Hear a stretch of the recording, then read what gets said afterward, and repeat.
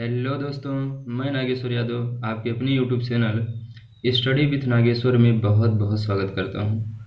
आज हम लोग पढ़ेंगे गोलीय दर्पण की फोकस दूरी, वस्तु तथा प्रतिबिंब की दूरियों में संबंध, जो कि एक महत्वपूर्ण टॉपिक है और यहीं से हमारा आंकिक बनता है। अगर हम इसको समझ जाएंगे तो आंकिक सवाल जो होता है उसको लगाने में आसानी होगी।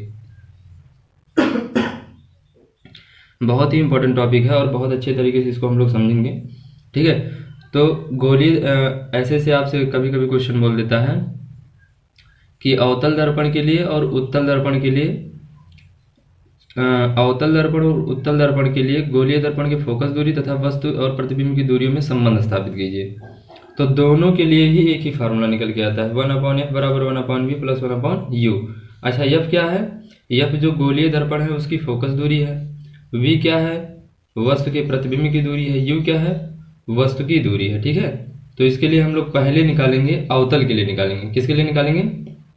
अवतल के लिए। तो ये मैंने एक अवतल दर्पण बना रखा है। ठीक है, क्यों? क्योंकि इसके उभरे हुए भाग को पॉलिश किया ना, तो ये अवतल दर्पण मैंने पहले से बना रखा है। इसको ऐसे लिया,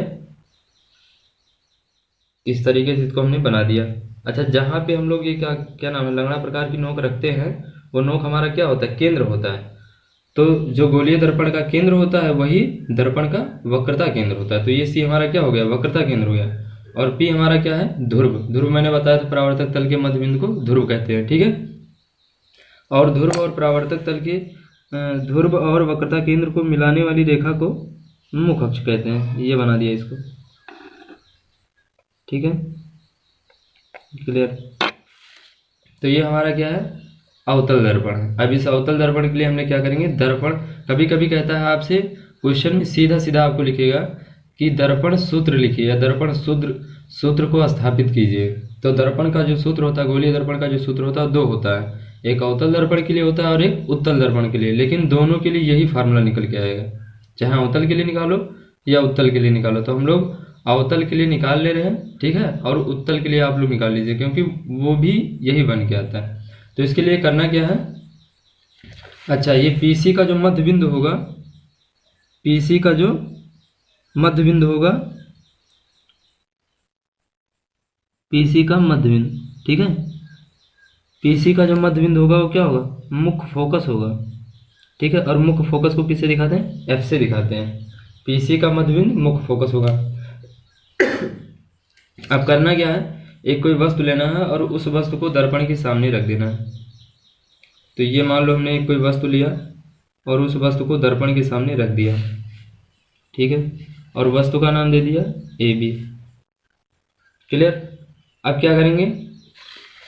अब इसका किरण आरेख खींचेंगे। तो एक तो समांतर किरण डाल देंगे। ठीक है, पहला समांतर प्रकाश की किरण डाल दिया। तो आप जानते हो समांतर प्रकाश की किरण दर्पण से परावर्तन होने के पश्चात मुख्य फोकस से होकर जाती है, ऐसे। और दूसरा हमने डाल दिया वक्रता केंद्र से कम 2 किरण आरेख खींचना पड़ेगा प्रतिबिंब बनाने के लिए, ये आपको हम बता चुके हैं। तो जो हमारा वक्रता केंद्र से होकर प्रकाश की किरण जाती है वो परावर्तन के पश्चात पुनः उसी मार्ग में वापस लौट जाती है। यहाँ पे दोनों काट रहे हैं और जहां पर दोनों एक दूसरे को काटते हैं वहीं पर वस्तु का प्रतिबिंब बनता है। तो ये वस्तु का बन गया प्रतिबिंब। अच्छा, ये जो वस्तु का प्रतिबिंब बनना है इसका नाम दे दे रहे ए डैश बी डैश।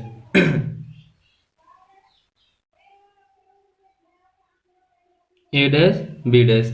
ठीक है, अब इसी की सहायता से हमें क्या करना है? सूत्र को निष्कासित करना है। तो ये हमारी क्या है? आपतित किरण है। इसका भी नाम दे दे रहे हैं, मान लो इसका नाम दे दिया यम। ठीक है, यम नाम दे दिया आपतन बिंदु। ठीक है, अब इस आपतन बिंदु पर हम लोग क्या करते हैं? आपतन बिंदु से मुख अक्ष पर एक लंब डालते हैं। ठीक है, ऐसे डॉटेड लाइन से आपतन बिंदु से मुख अक्ष पर एक लंब डालते हैं। ठीक है, तो एम हमारी बीएम जो हमारी आपतित किरण है, ये परावर्तित किरण है, ये सब आपको बता ही चुके हैं। अब सूत्र पे आते हैं, हम लोग डायरेक्टली निकालते हैं।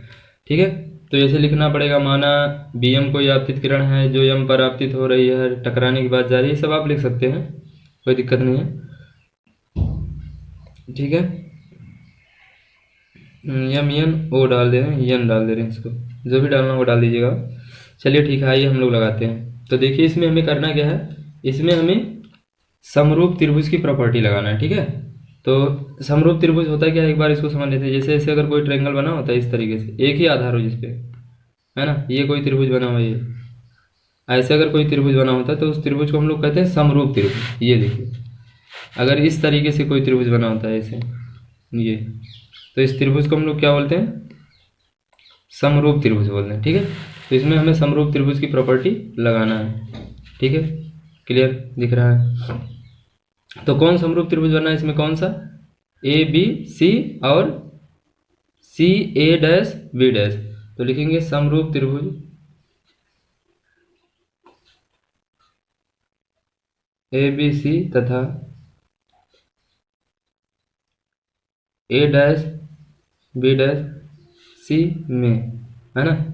अच्छा, समरूप त्रिभुज की प्रॉपर्टी क्या होती है, समरूप त्रिभुज की प्रॉपर्टी क्या होता है, उनके भुजाओं का अनुपात बराबर होता है। अगर आधार आधार का अनुपात ले लें, ठीक है, आधार आधार का अनुपात लें, ऊंचाई ऊंचाई का अनुपात लें, तो ये बराबर होता है।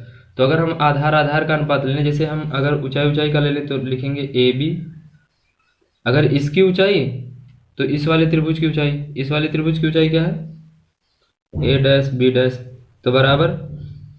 अब आधार के, तो बड़े वाले त्रिभुज का आधार ए सी, तो छोटे वाले त्रिभुज का आधार क्या हो जाएगा, ए डैश सी डैश, ठीक है। चलो इसका नाम यन दे दिया, इसका नाम, ठीक है। तो जैसे इसका आधार लिया तो इस वाले त्रिभुज का आधार, इसकी ऊंचाई तो इस वाले त्रिभुज की ऊंचाई। देखिए समझिए इसको, इस त्रिभुज की ऊंचाई तो इसमें इस त्रिभुज की ऊंचाई, क्लियर। इसका आधार तो इसका आधार, इसी को अनुपात बोलते हैं, ठीक है। अब इसमें देखिए क्या हुआ, इसमें हमारा क्योंकि ए बी बराबर किसके हैं, एम एन के हैं, समांतर है भाई, ये समांतर रेखा, देखिए ये समांतर रेखा, तो समांतर रेखाएं हर जगह पे बराबर होती है। तो जितना ये हाइट होगा उतने ये हाइट होगा, यानी ये हाइट और ये हाइट दोनों क्या होंगी, बराबर होंगी। तो इसीलिए मैंने लिख दिया ए बी बराबर एम एन, है ना। तो यहाँ से लिख सकते हैं एम एन बटा ए डैश बी डैश बराबर ए सी बटा ए डैश सी, क्लियर। आइए अब दूसरे त्रिभुज में चलते हैं, इसको समीकरण 1 मान ले रहे हैं। अब लिखेंगे पुनः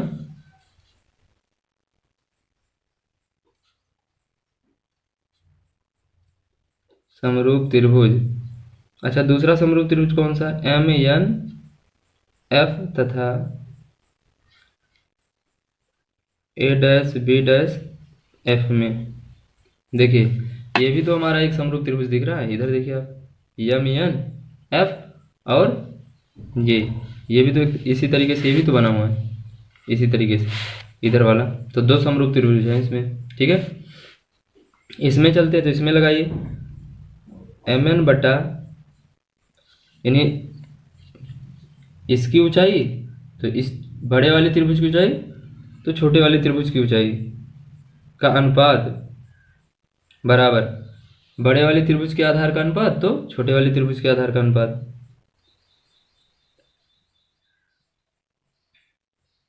है ना। समीकरण 2 मान लेंगे। अब देखिए इसमें, इसको समीकरण 2 मान लेंगे। देखिए एम एन बटा एफ दोनों का अनुपात ले लिया, समीकरण 2 मान लिया। अब दोनों समीकरण में आप देखिए क्या चीज़ हो रहा है, देखिए एम एन अपॉन, अच्छा इतने की जगह पर हम इतना लिख सकते हैं, लिख सकते हैं नहीं लिख सकते हैं, बिल्कुल लिख सकते हैं। क्यों, क्योंकि दोनों बराबर है ना। देखिए इतने की जगह पर हम इतना लिख सकते हैं, क्योंकि एम एन अपॉन ए डैश बी डैश किसके बराबर है, एफ एन बटा ए डैश एफ के ना। तो यहाँ से हम लिख देंगे कि एफ एन बटा ए डैश एफ बराबर ए सी बटा ए डैश सी, समीकरण 1 व समीकरण 2 से, है ना। दोनों चीज़ें बराबर हैं। फिर अच्छा एक चीज़ हम लोग देखते हैं, एक चीज़ हम लोग और देखते हैं, वो चीज़ क्या है, देखिए ये क्या है, ये पूरे को यहाँ से यहाँ तक का जो होता है ना, ये इसको व्यास बोलते हैं, इसको दर्पण का द्वारक बोलते हैं, दर्पण का द्वारक। ठीक है, M1 M2, यानी किसी दर्पण का जो व्यास होता है वही दर्पण का क्या होता है, द्वारक होता है। तो लिखेंगे अगर दर्पण का द्वारक बहुत छोटा हो, यदि, यहां से लिख दें, यदि दर्पण का द्वारक बहुत छोटा हो तो, है ना, अगर दर्पण का द्वारक बहुत छोटा हो तो क्या हो जाएगा, Fn is near about Pf। ठीक है, Fn is near about Pf। छोटा होने का मतलब ये होता है कि जैसे इतना बड़ा अगर दर्पण का द्वारक हुआ है तो ये Fn जो होगा यहाँ n पहुंच जाएगा, अगर इतना बड़ा दर्पण का द्वारक हो जाए तो n यहाँ पहुंच जाएगा। तो इसका मतलब Fn और Pf लगभग क्या है, बराबर हैं, लगभग बराबर हैं। ठीक है, तो अब इसकी जगह पर आप लिख दीजिए Fn की जगह पर Pf, तो Pf बटा क्या हो जाएगा, A डैश F बराबर AC अपॉन का A डैश C। क्लियर, यहाँ तक बात समझ में आ गई। अच्छा आगे चलते हैं, अब थोड़ी सी वैल्यू निकालते हैं। ठीक है ना, तो इसमें थोड़ा सा हम लोग समझते हैं। देखिए या ये जो है P और F के बीच की दूरी को क्या बोलते हैं, फोकस दूरी बोलते हैं। मैंने बताया था यही फोकस दूरी है। P और F के बीच की जो दूरी होती है फोकस दूरी होती है, ध्रुव और मुख्य फोकस की। और यहाँ वस्तु का प्रतिबिंब बनना है AB, ये तो ये हमारा हो गया वस्तु की प्रतिबिंब की दूरी। और हमने बताया था सारी दूरियों को कहाँ से नापते हैं, ध्रुव से नापते हैं। सारी दूरियों को कहाँ से नापते हैं, ध्रुव से।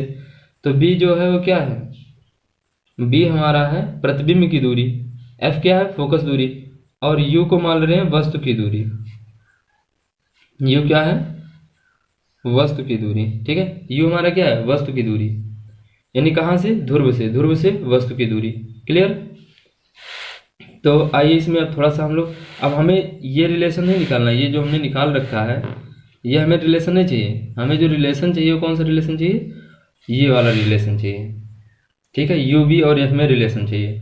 तो इसके लिए हमें क्या करना होगा, इसके लिए हमें ये जो समीकरण निकल के आए इसको ए एफ और उसमें रिड्यूस करेंगे, बदलेंगे। ठीक है, अच्छा देखो पी एफ की वैल्यू तो पता है भाई, तो पी एफ को वैसे रहने दें। देखो पी एफ हमें पता है कि नहीं पता है, पी एफ हमारा क्या है, एफ है, तो यहाँ समीकरण में पी एफ है तो पी एफ को वैसे रहने दो। लेकिन यार देखो हमें ये क्या पता है, इसमें ए डैश एफ पता है, ए डैश एफ नहीं पता है, तो ए डैश एफ हम निकालना पड़ेगा। ए डैश एफ हमें क्या करना, निकालना पड़ेगा। ठीक है, तो ए डैश एफ को हमें यहाँ पर चेंज करना होगा। इसमें देखो ए डैश एफ को चेंज करना होगा। ए सी पता है, ए सी भी हमें नहीं पता है, ध्यान से देखिए आप, ए सी हमारा यही तो है, ए सी कहाँ पता है यार, ए सी तो हमें पता नहीं, तो ए सी भी हमें निकालना पड़ेगा। और हमें ए डैश सी पता है, ये भी नहीं पता है, तो हमें दो चीज़ें यहाँ निकालना पड़ेगा, ए डैश एफ, ए डैश एफ भी नहीं पता है, तो ये चीज़ें हमें क्या करना होगा, निकालना पड़ेगा। क्लियर, तो इन चीज़ों को हम निकालेंगे समीकरण में। अच्छा कैसे निकाल सकते हैं हम, यानी पी एफ को हमें वैसे रहने देना है, ए डैश एफ को हमें